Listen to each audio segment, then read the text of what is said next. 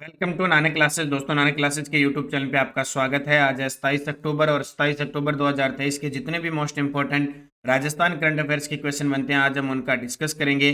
पूरा वीडियो ध्यान से देखना और लास्ट में मैं आपसे क्वेश्चन पूछूंगा जिनके जवाब आपको कमेंट बॉक्स में देना है। आज हम पढ़ेंगे पैरा एशियन गेम 2023 में सुंदर सिंह गुर्जर का पदक, सेवा क्षेत्र के प्रचलित मूल्यों पर सकल राज्य मूल्यवर्धन और गुड टच बैड टच के तहत नो बैग डे पर दूसरे चरण की शुरुआत कब से हो रही है। पूरी विस्तृत चर्चा इस वीडियो के माध्यम से करेंगे। डेली आपको 8 बजे क्लास मिलती है, संडे के दिन वीकली और फिर मंथली क्लास मिलती है। तो रोज शाम 8 बजे भी आपको असिस्टेंट प्रोफेसर के लिए करंट अफेयर्स की क्लास चल रही है। तो करें स्टार्ट आज की इंपॉर्टेंट क्लास। सभी प्यारे विद्यार्थियों को प्यार भरा नमस्कार, गुड मॉर्निंग। सबसे पहले कल के क्वेश्चनों को रिवाइज करते हैं। कल हमने पढ़ा एशियाई पैरा खेल 2023 में भरतपुर के रुद्रांश खंडेलवाल ने 10 मीटर एयर राइफल में कौन सा पदक जीता? रजत। ये एशियाई पैरा खेल में जितने भी खिलाड़ी राजस्थान के खेल रहे हैं और पदक जीत रहे हैं वो आने वाले एग्जाम में आपसे क्वेश्चन पूछे जाएंगे 100%। एशियाई पैरा खेल 2023 में प्रदेश के राकेश बेरा ने कितने मीटर की दौड़ में कांस्य पदक जीता? तो 1500 मीटर। विधानसभा चुनाव में बुजुर्गों और दिव्यांगजनों हेतु होम वोटिंग की प्रक्रिया को सरल बनाने हेतु सहज भीलवाड़ा ऐप किसके द्वारा लॉन्च किया गया? तो राज्य चुनाव अधिकारी प्रवीण गुप्ता के द्वारा। इंदिरा गांधी शहरी रोजगार गारंटी योजना ये शहरी इलाकों में निवास करने वाले परिवारों को 125 दिवसों के प्रतिवर्ष रोजगार की गारंटी देती है। राजस्थान में अटल भूजल योजना, इस योजना का फोकस है भूजल प्रबंधन में सुधार करना और इसके गिरते स्तर को रोकना। राजस्थान में मुख्यमंत्री लघु प्रोत्साहन योजना, इस योजना में लघु क्षेत्र के उद्यमियों को 10 करोड़ तक के ऋणों पर 5% का अनुदान दिया जा रहा है। और एक पढ़ा इंदिरा महिला शक्ति उड़ान योजना, ये कल आपको बाई मिस्टेक गलत बता दिया गया था। मासिक धर्म, स्वास्थ्य व स्वच्छता प्रबंधन के बारे में जागरूकता पैदा करने। और आज इस क्वेश्चन पर दोबारा हम चर्चा करेंगे क्योंकि वो योजना कौन सी है? आईएम शक्ति उड़ान योजना है जो 18 दिसंबर 2021 को चली थी। इसकी पूरी डिटेल आज वापस क्लियर करेंगे इस क्वेश्चन को। तो करें आज की क्लास की स्टार्ट। इसकी क्विज आपको कल शाम नानक क्लासेस शिवसर टेलीग्राम पर मिल चुकी है, प्लस इसकी पीडीएफ मिल चुकी है। और नानक क्लासेज ऐप ने जिसने ये टेस्ट सीरीज ले रखी है जनवरी से दिसंबर 2023, उसमें टेस्ट मिल गया।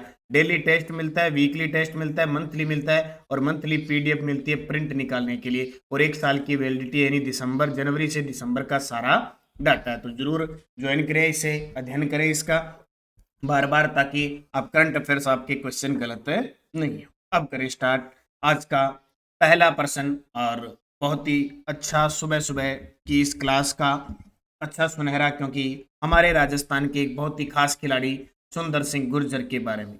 तो पैरा एशियन गेम चल रहा है चीन के होंगजाहू में।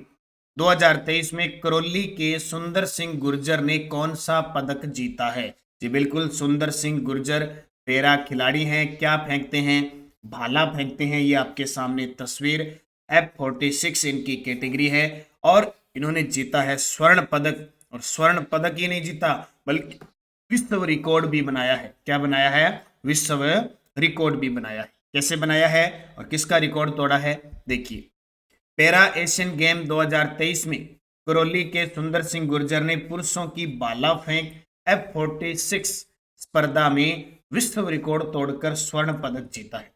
सुंदर सिंह गुर्जर ने 68.60 मीटर थ्रो करके श्रीलंका के खिलाड़ी दिनेश प्रियंता के 67.79 के पिछले विश्व रिकॉर्ड को तोड़ा है। तो जाहिर सी बात है एग्जामिनर ये क्वेश्चन आपसे पूछेगा। कौन?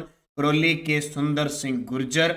और पिछला जो टोक्यो पैरा ओलंपिक हुआ था उसमें भी भाला फेंक के अंदर सुंदर सिंह गुर्जर ने कांस्य पदक जीता था। कौन सा? कांस्य पदक जीता था सुंदर सिंह गुर्जर। तो ये अपने आप में इंपॉर्टेंट हो गया। जैसे जैसे अगले 2 दिन एशियाई गेम और चलेंगे उसमें भी देखते हैं राजस्थान के कितने और खिलाड़ी पदक जीत पाते हैं, क्योंकि उससे पहले रुद्रांश खंडेलवाल, अवनी लेखरा और राकेश बेहरा वो पदक जीत चुके हैं। और भी कई खिलाड़ी अपने सामने धीरे धीरे आते रहेंगे तो उनकी भी चर्चा हम करते रहेंगे। दूसरा प्रश्न, 27 अक्टूबर 2023 को मारवाड़ महोत्सव का आयोजन कहाँ किया जाएगा? तो आज 27 अक्टूबर है, आज मारवाड़ महोत्सव का आयोजन जोधपुर के अंदर। वैसे ये 2 दिवसीय आयोजन होता है लेकिन इस आचार संहिता की वजह से सिर्फ आज ही इसका आयोजन होना है। तो जोधपुर का दो दिवसीय मारवाड़ उत्सव है वो इस बार आचार संहिता के कारण एक ही दिन का होगा। पर्यटन विभाग और जिला प्रशासन की ओर से यह आयोजन 27 अक्टूबर को आज होगा। ठीक है, इससे पहले जोधपुर के अंदर देखो गरबा महोत्सव का आयोजन भी किया जाता है, डांडिया महोत्सव का आयोजन भी किया जाता है, गुड़ला गुड़ला जो महोत्सव है गुड़ला महोत्सव उसका भी आयोजन किया जाता है, कबीर महोत्सव का आयोजन भी कहाँ किया जाता है, जोधपुर के अंदर। और अभी रेफ इंटरनेशनल फेस्टिवल का आयोजन मेहरानगढ़ जोधपुर में ये भी किया जाएगा। राजस्थान इंटरनेशनल जो अवार्ड जो मारवाड़ एक जैसे राजस्थान इंटरनेशनल सेंटर जयपुर में स्थापित हुआ है, उसी प्रकार मारवाड़ इंटरनेशनल सेंटर भी कहाँ स्थापित हो रहा है, जोधपुर के अंदर। फिनटेक यूनिवर्सिटी जोधपुर में स्थापित हो रही है, महात्मा गांधी दिव्यांग यूनिवर्सिटी स्थापित हो रही है और मारवाड़ मेडिकल यूनिवर्सिटी भी कहाँ स्थापित हो रही है, जोधपुर के अंदर। तीसरा प्रश्न, प्रदेश के सरकारी स्कूलों में सुरक्षित स्कूल सुरक्षित राजस्थान अभियान गुड टच बैड टच के तहत नो बैग डे पर दूसरा चरण कब आयोजित होगा। देखो पहला चरण पिछले साल था 26 अगस्त 2022 को। ठीक है, गुड टच सुरक्षित स्कूल सुरक्षित राजस्थान अभियान के तहत गुड टच बैड टच के तहत अब नया स्टार्ट हुआ है। ठीक है, सुरक्षित स्कूल सुरक्षित राजस्थान 2022 क्या 2023 26 अगस्त 2023 को हुआ था पहला चरण। अब दूसरा चरण कब, 28 अक्टूबर 2023 को, यानी कल 28 अक्टूबर 2023 को सुरक्षित स्कूल सुरक्षित राजस्थान अभियान यानी गुड टच बैड टच के बारे में नो बैग डे पर, क्योंकि शनिवार के दिन नो बैग डे बनाया जाता है, फिक्स है, तो उस दिन को सुनहरा पल बनाने के लिए, बच्चों में अच्छी आदतें डालने के लिए, बच्चों को जागरूक करने के लिए ये अभियान आयोजित होगा। तो कब, कल होगा 28 अक्टूबर 2023 को। तो प्रदेश के 65,000 से अधिक सरकारी स्कूलों में सुरक्षित स्कूल सुरक्षित राजस्थान अभियान के तहत नो बैग डे पर 28 अक्टूबर यानी शनिवार को गुड टच बैड टच के बारे में जागरूकता का दूसरा चरण आयोजित होगा। इसके तहत एक ही दिन में सुबह 8 बजे से 12 बजे के दौरान सभी बच्चों को स्कूल के स्तर पर तैयार किए गए मास्टर ट्रेनर्स विशेष प्रशिक्षण देंगे। इस अभियान के पहले चरण में यानी गत 26 अगस्त 2023 को लगभग 65,122 सरकारी विद्यालयों में नो बैग डे की गतिविधियों के तहत 1 लाख से अधिक सेशंस में 58 लाख से अधिक बच्चों को असुरक्षित स्पर्श के बारे में जागरूक किया था। तो जब भी शिक्षा विभाग से संबंधित कोई भी अभियान वगैरह आता है तो वो इम्पोर्टेंट है। इससे पहले कई दिन पहले ऑपरेशन गरिमा चलाया था 10 से 18 अगस्त तक, तो वो भी इम्पोर्टेंट था। और अब ये गुड टच बैड टच है, इसके दूसरे चरण की तारीख याद रखना 28 अक्टूबर यानी शनिवार को, किस दिन, जिस दिन नो बैग डे आयोजित किया जाता है। अगला प्रश्न देखो, अंडर 23 एथलेटिक्स चैंपियनशिप में प्रदेश के धर्मवीर ने कौन सा पदक जीता है। हाल ही में चंडीगढ़ में आयोजित अंडर 23 एथलेटिक्स चैंपियनशिप में प्रदेश के धर्मवीर ने कौन सा पदक जीता है, तो इन्होंने रजत पदक जीता है। कहाँ पे, चंडीगढ़ में अंडर 23 एथलेटिक्स चैंपियनशिप में धर्मवीर ने रजत पदक जीता। धर्मवीर ने 46.60 सेकंड में 400 मीटर दौड़ पूरी करके रजत पदक जीत लिया। और अब चल रहे हैं गोवा के अंदर 37वें राष्ट्रीय यानी नेशनल गेम, उसमें भी उनका चयन हो गया है। इससे पहले बेंगलुरु में ओपन नेशनल एथलेटिक्स चैंपियनशिप हुई थी, 400 मीटर रिले में भी खिलाड़ियों ने कांस्य पदक जीता था। तो जरूर याद रखना, इंपॉर्टेंट है, बहुत ही खास खिलाड़ी धर्मवीर 400 मीटर दौड़ में रजत पदक जीता 46.60 सेकंड में। और अभी 37वें जो राष्ट्रीय गेम शुरू हुए हैं गोवा के अंदर, देखो जैसे ही पहले एशियन गेम थे, फिर पैरा एशियन गेम हो गए और अब 36वें राष्ट्रीय खेल शुरू हो चुके हैं। जैसे जैसे राजस्थान के खिलाड़ी पदक जीतते जाएंगे हम उनकी चर्चा करते जाएंगे। उसके बाद में वर्ल्ड कप भी चल रहा है, इसके बाद अगली साल पेरिस पैरालंपिक भी आ जाएगा। तो इस प्रकार खेल की दुनिया चलती रहेगी, हमारे खिलाड़ी पदक जीतते रहेंगे। 5 नंबर प्रश्न देखो, आरएस प्री के अंदर प्रश्न आया था, कल मैंने 1 घंटे की आर्थिक समीक्षा 2022-23 की क्लास ली थी, 1 घंटे की, आरपीएससी असिस्टेंट प्रोफेसर के लिए स्पेशल। और मैं आपको बता देता हूँ, मैंने शुरुआत के 10 प्रश्न बताए थे, मैंने कहा था यहीं से सबसे ज्यादा प्रश्न आते हैं। और अभी प्रश्न आया आरएस प्री 1 अक्टूबर को जो एग्जाम हुआ था, बैक टू बैक 2 प्रश्न एक ही टॉपिक से प्रश्न, कैसे दोनों देख लो। गत वर्ष की तुलना में वर्ष 2022-23 में राजस्थान के सकल राज्य मूल्यवर्धन यानी जीएसवीए स्थिर जो मूल्य 2011-12 बुनियादी मूल्यों पर किस क्षेत्र में योगदान में सर्वाधिक वृद्धि होने का अनुमान है? तो सबसे ज्यादा सेवा क्षेत्र में। पहले प्रश्न इसने सेवा क्षेत्र पूछ लिया और एक उसी एग्जाम में सेवा क्षेत्र में सबसे ज्यादा वृद्धि किसकी हुई है वो पूछ लिया। तो सबसे ज्यादा तो हमें फिक्स पता है कि सेवा क्षेत्र के अंदर है, फिर कृषि में है, फिर उद्योग के अंदर है। तो राजस्थान की अर्थव्यवस्था में वर्ष 2022-23 में सेवा क्षेत्र प्रचलित बुनियादी मूल्य पर 43.74% योगदान के साथ सबसे बड़ा क्षेत्र बना है। ये पॉइंट नोट करना, कितना? 43.74% योगदान के साथ। सेवा क्षेत्र देखो दो होते हैं, एक होता है स्थिर मूल्य जो जिसका आधार वर्ष है 2011-12 और एक होता है प्रचलित मूल्य जो वर्तमान की बात बताते हैं। तो सेवा क्षेत्र का स्थिर 2011-12 बुनियादी मूल्यों पर सकल राज्य मूल्यवर्धन यानी GSVA वर्ष 2018-19 में 2.78 लाख करोड़ की तुलना में वर्ष 2022-23 में 3.21 लाख करोड़ रुपए अनुमानित है, जो इस अवधि में प्रतिवर्ष 3.65% की औसत वृद्धि दर्शाता है। ये तो हो गया स्थिर मूल्य का। जबकि अगर प्रचलित मूल्य की बात करें तो सकल राज्य मूल्यवर्धन GSVA वर्ष 2018-19 में 4.11 लाख करोड़ की तुलना में वर्ष 2022-23 में 5.73 लाख करोड़ रुपए अनुमानित है। इस अवधि में प्रतिवर्ष 6.65% की औसत वृद्धि दर्शाता है। ये आने वाले पेपर में असिस्टेंट प्रोफेसर के लिए बहुत इंपॉर्टेंट प्रश्न रहेगा, नोट कर लेना, पूरा का पूरा मैंने आपको बता दिया। ठीक है, एक प्रश्न और उसी रिलेटिव प्रश्न आया लेकिन थोड़ा सा चेंज होके RS प्री के अंदर 1 अक्टूबर को वर्ष 2022-23 में राजस्थान के सेवा क्षेत्र के प्रचलित मूल्यों पर सकल राज्य मूल्यवर्धन यानी GSVA में किस उप क्षेत्र का योगदान सर्वाधिक है? सेवा क्षेत्र के अंदर देखो परिवहन, भंडार, संचार, व्यापार, होटल, जलपान, ये स्थावर संपदा जो रियल एस्टेट है, आवासीय गृह, वित्तीय सेवाएं सारी आती है।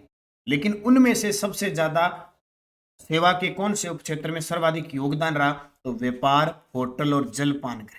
ये प्रश्न दोनों ही बैक टू बैक एक एग्जाम के अंदर आए हैं। सेवा क्षेत्र में सर्वाधिक, फिर सेवा क्षेत्र में सर्वाधिक कौन सा? तो देखो 2022-23 में सेवा क्षेत्र का राजस्थान के GSV में योगदान स्थिर मूल्य 2011-12 पर 3.21 लाख करोड़, वृद्धि कितनी हुई? 10.74%। और प्रचलित मूल्य पर 5.73 लाख करोड़, वृद्धि कितनी हुई? 17.11%। ये दोनों ही पॉइंट नोट करना, बार बार एग्जामिनर पूछता है। प्रचलित कीमतों पर राजस्थान के सकल राज्य मूल्यवर्धन में सेवा क्षेत्र का योगदान 43.74 सबसे ज्यादा आ गया। अब सेवा क्षेत्र के अंदर देखो सेवा क्षेत्र का प्रचलित मूल्य पर उप क्षेत्रवार वितरण, व्यापार, होटल, जलपान गृह 27.69%। और यहीं से प्रश्न पूछा कि सबसे ज्यादा सेवा क्षेत्र में योगदान किसका? व्यापार, होटल, जलपान गृह। परिवहन, भंडारण और संचार का 11.78%, वित्तीय सेवा का 9.27%, लोक प्रशासन सेवा का 7.07%, रियल एस्टेट, आवासीय गृहों का स्वामित्व और पेशेवर सेवाओं का 24.62% और अन्य सेवाओं का 29.57%। तो ये प्रश्न आपसे पूछा गया एग्जाम के अंदर। ठीक है, RS प्री के अंदर और आपके सामने है। आने वाले फिर एग्जाम में कहीं ना कहीं यहाँ से एक प्रश्न आ जाएगा, इसको नोट कर लेना अच्छे तरीके से। अब देखो सेवा क्षेत्र की बात करें हम तो सेवा क्षेत्र के अंदर व्यापार, होटल, पर्यटन, जलपान गृह, परिवहन, भंडारण, संचार, वित्तीय सेवाएं, लोक प्रशासन और पेशेवर सेवाएं आदि को शामिल किया जाता है। ये स्पेशल मैंने करंट की क्लास में क्यों दिया? क्योंकि यहाँ सबसे ज्यादा फोकस रखा जाता है, इसलिए स्पेशल यहाँ पे क्लास थी। और रोज शाम को 8 बजे नानक क्लासेस शिव सर पर इन्हीं क्लास की एक बार रिवीजन क्लास आपको शाम को फिर वन लाइनर के रूप में प्राप्त होती है। तो आप जरूर रोज शाम 8 बजे उस क्लास को रिवीजन के रूप में देखें। 7 नंबर प्रश्न देखो, निम्नलिखित में से कौन सा विकल्प इंदिरा महिला शक्ति उड़ान योजना का एक प्रमुख उद्देश्य बताता है? ये कल प्रश्न मैंने बताया था, आज मैं फिर दोबारा बता रहा हूँ क्योंकि कल मैंने इसका उत्तर महिलाओं को व्यवसायिक प्रशिक्षण देना बताया था, वो गलत था। इसका सही उत्तर है मासिक धर्म स्वास्थ्य स्वच्छता प्रबंधन के बारे में जागरूकता पैदा करना। तो इस क्वेश्चन को देखे मैंने कल कमेंट में भी पिन कर दिया था, टेलीग्राम पे भी डाल दिया था और दोबारा कल शाम 8 बजे जो रिवीजन क्लास थी उसमें भी बता दिया था। फिर भी बहुत सारे विद्यार्थी क्या जागरूक नहीं हो पाते, इधर उधर नहीं देख पाते और उल्टे सीधे कमेंट कर देते हैं क्योंकि उनका फोकस सिर्फ खुद देख लिया और तुरंत कमेंट करना होता है। तो आप पूरा देखा करो, उसमें जहाँ मिस्टेक है, जब भी कभी मिस्टेक होती है तो कमेंट के अंदर पिन कर दिया जाता है इस क्वेश्चन को, ठीक है, ताकि भी ये बताना था, ये बता दिया। फिर टेलीग्राम पे भी आपको तुरंत सूचना दे दी जाती है, तो अलर्ट रहा करो। ऐसे नहीं खुद ने तुरंत देख लिया और तुरंत कमेंट कर दिया जैसे आपके मन में आया वैसे, तो मानवीय भूल हो जाती है। उस भूल को तुरंत सुधारा जाता है टेलीग्राम के माध्यम से कमेंट में करके, और यहाँ अगले दिन भी मैं आपको सुधरने का मौका, दोबारा उस क्वेश्चन को कंफ्यूजिंग दूर कराऊं। तो निरंतर मेहनत करो, ठीक है, जो भी क्वेश्चन गलत होता है उस पर गौर करो और कमेंट में जरूर लिखा करो। अब देखिए, आईएम शक्ति उड़ान योजना कौन सी, आईएम शक्ति उड़ान योजना कौन सी थी? आईएम शक्ति उड़ान योजना का मतलब इंदिरा महिला शक्ति उड़ान योजना। 19 दिसंबर 2021 को मुख्यमंत्री अशोक गहलोत के द्वारा आईएम शक्ति उड़ान योजना का लोकार्पण किया गया। इस योजना के तहत ग्रामीण क्षेत्रों में 282 ब्लॉक में, प्रत्येक ब्लॉक में 5 चयनित आंगनवाड़ी केंद्र पर 10 से 45 वर्ष तक की आयु की प्रत्येक किशोरी व महिला लाभार्थी को प्रति माह 12 सैनिटरी नैपकिन निःशुल्क वितरित किया गया। ये प्रश्न भी पेपर में आ चुका है, कितनी सैनिटरी नैपकिन निःशुल्क दी जा रही है? प्रति माह 12। इसमें आयु वर्ग कितना शामिल है? ये भी प्रश्न आ चुका है, 10 से 45 वर्ष। ये योजना कब स्टार्ट हुई? 19 दिसंबर 2000। और उड़ान योजना, इसकी ब्रांड एम्बेसडर है, उड़ान योजना और बेटी बचाओ बेटी पढ़ाओ दोनों की ब्रांड एम्बेसडर है अवनी लेखरा। इस योजना में 200 करोड़ रुपए का प्रावधान है, प्रस्तावित है। तो आईएम शक्ति उड़ान योजना, ये 3-4 प्रश्न एक साथ आ रहे प्री में पूछे गए थे, इनका पूरा विवरण मैंने आपको दे दिया। तो निरंतर इस प्रकार प्रश्नों को दोबारा देखते रहना है और योजना पढ़ते रहने, क्योंकि क्वेश्चन आता ही आता है। तो इस योजना से लगभग राजस्थान के 1.20 करोड़ महिलाओं को आने वाले समय में लाभान्वित किया जाएगा। नोडल विभाग इसका महिला व बाल विकास है और इसके दूसरे चरण की शुरुआत 26 अगस्त 2022 को हुई थी। कब है? 26 अगस्त 2022। और इसके तहत बहुत सारी, जैसे अभी मिर्जेवाला श्री गंगानगर के अंदर गांव के अंदर फैक्ट्री खुली है जो पूर्णतः महिलाओं द्वारा संचालित है, ये भी ध्यान रखना। तो ये क्वेश्चन था, दोबारा इसको रिपीट कर दिया, किसी के भी कंफ्यूज थे वो क्लियर आपकी हो चुकी है। पीडीएफ इसकी आपको टेलीग्राम पे मिल जाती है, नानक क्लासेस शिवसर नाम से जो टेलीग्राम है उस पर भी मैंने सही करके दे दिया। और ये दोनों ऑफिशियल जो हमारे टेलीग्राम चैनल है ज्वाइन कर लो, ताकि आप निरंतर अध्ययन कर सको, क्विज भी प्राप्त हो जाती है। अब पिछले वीडियो का क्वेश्चन था, doctor Abdul Kalam youth leadership international award किसे दिया गया? तो ये किसे दिया गया? ये दिया गया डॉक्टर कीर्ति भारती जोधपुर। तो इसका उत्तर हो जाएगा। अब आपके लिए क्वेश्चन, जिसका जवाब आपको कमेंट बॉक्स में देना है। एशियाई पैरा खेल 2023 में भरतपुर के रुद्रांश खंडेलवाल ने 10 मीटर एयर राइफल में कौन सा पदक जीता? स्वर्ण, रजत, कांस्य, इनमें से कोई नहीं। सही जवाब आपको कमेंट बॉक्स में देना है। यस्टरडे डोज क्या थी? संत संप्रदाय से संबंधित हम चर्चा कर रहे थे। शाम 9 बजे जो आपको क्लास मिलती है वहीं से आपको 5 क्वेश्चन दिए जाते हैं, क्योंकि नानक क्लासेज ऐप में टेस्ट सीरीज चल रही है। 6 बजे इसका रोज टेस्ट होता है और शाम 9 बजे आपको क्लास मिलती है। तो आज के टेस्ट में शाम 6 बजे टेस्ट मिलेगा। त्योहार, राजस्थान के प्रमुख त्योहार चैत्र महीने से लेकर और भाद्रपद महीने तक के त्योहारों का वीडियो आपको प्राप्त होगा 9 बजे और टेस्ट प्राप्त होगा ऐप के अंदर। तो ये टेस्ट सीरीज ले लो, मात्र 200 रुपए की है, पूरे 1 साल इसकी वैलिडिटी रहने वाली। तो वहीं से 5 क्वेश्चन आपको निकल के आते हैं। नादिर शाह के आक्रमण की भविष्यवाणी करने वाले संत थे चरणदास जी। रामसनई संप्रदाय की खेड़प्पा शाखा के प्रवर्तक थे रामदास जी। फकीर गदन चिश्ती से दीक्षा प्राप्त करने वाले संत थे लालदास जी। और निरंजनी संप्रदाय की स्थापना किसने की? संत हरिदास जी ने। और सहजोबाई व दयाबाई 2 प्रमुख शिष्य किस संप्रदाय से संबंधित है? चरणदासी संप्रदाय से संबंधित है। पांचों के पांचों जवाब बहुत सारे विद्यार्थियों ने शानदार दिए, उन सभी को हार्दिक शुभकामनाएं। अब 5 क्वेश्चन फिर, जो रात क्लास थी अपनी, नाइट 9 बजे क्लास थी ना, उसके अंदर से 5 प्रश्न है। बेणेश्वर धाम की स्थापना करने वाले संत थे। अलख्या संप्रदाय की प्रमुख पीठ स्थित है। नवल संप्रदाय की मुख्य गद्दी स्थित है। रसिक संप्रदाय की प्रमुख पीठ कहाँ स्थित है? और भगत संत रानाबाई का जन्म कहाँ हुआ था? पांचों के जवाब आपने रात की क्लास दी है, तो जरूर कमेंट करके बताना। उनका थोड़ा थोड़ा तथ्य भी 1-2 लाइन बताना, इनका संबंध कहाँ से है, इनकी मुख्य पीठ है कहाँ से है। तो वीडियो को लाइक कर देना, शेयर कर देना। और नानक क्लासेज ऐप में चल रही सारी टेस्ट सीरीज, एलडीसी की टेस्ट सीरीज शुरू हो चुकी है। कांस्टेबल है, एसआई है, रेट लेवल फर्स्ट है, रेट लेवल सेकंड है, सेकंड की मैथ साइंस है, एसएसटी है, सारी टेस्ट सीरीज चल रही है। कॉलेज व्याख्याता की टेस्ट सीरीज है और आज से इसमें आपको स्पेशल और स्पेशल जिला दर्शन की टेस्ट सीरीज भी आपको मिलेगी। और प्रताप क्लासेस पे 15,000 प्लस प्रीवियस ईयर की क्वेश्चनों की topic wise test series science की चल रही है, वो भी ज्वाइन करना। इसके अलावा जो विद्यार्थी स्पेशल पीटीए की तैयारी कर रहे हैं उनके लिए सेकंड पेपर की कंप्लीट कोर्स 2,999 में अभी तक भी 30% छूट चल रही है। छूट के साथ आप रिकॉर्डेड क्लासें प्लस सारी की सारी टेस्ट सीरीज इसमें उपलब्ध है। निःशुल्क आप अध्ययन करें, ज्वाइन करें नानक क्लासेज ऐप और पीटीए की तैयारी करें। धन्यवाद। जय हिंद, जय भारत, जय राजस्थान।